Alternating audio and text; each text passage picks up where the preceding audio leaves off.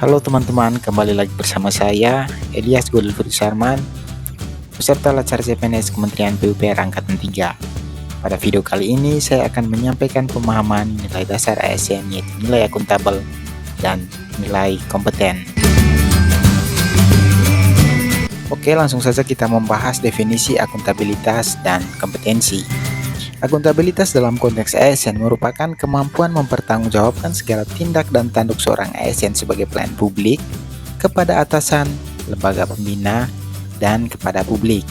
Akuntabilitas menuntut seorang ASN untuk dapat membuat pertanggungjawaban dari pekerjaannya sebagai pelayan publik.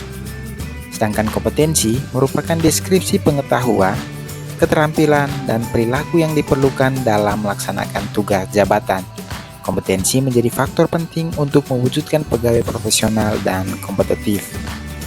Nah, untuk meningkatkan kompetensi, ASN harus senantiasa meningkatkan keahlian, pengetahuan, dan wawasan agar dapat berinovasi sehingga memberikan kontribusi terhadap kemajuan organisasi.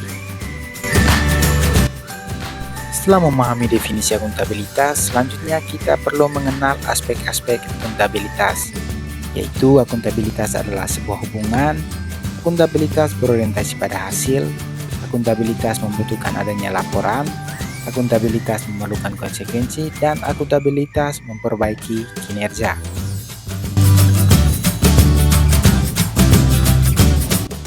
Sebagai seorang pelayan publik, ASN harus memiliki kompetensi dalam menjalankan tugasnya. Kompetensi itu apa saja? Yang pertama, kompetensi teknis, yang kedua kompetensi manajerial, dan yang ketiga kompetensi sosial. Kompetensi teknis berkaitan dengan keterampilan dan sikap atau perilaku yang dimiliki oleh ASN yang secara spesifik berkaitan dengan bidang teknis jabatan. Sedangkan kompetensi manajerial merupakan pengetahuan, keterampilan, dan sikap perilaku yang dimiliki oleh ASN dalam hal memimpin dan atau mengelola unit organisasi.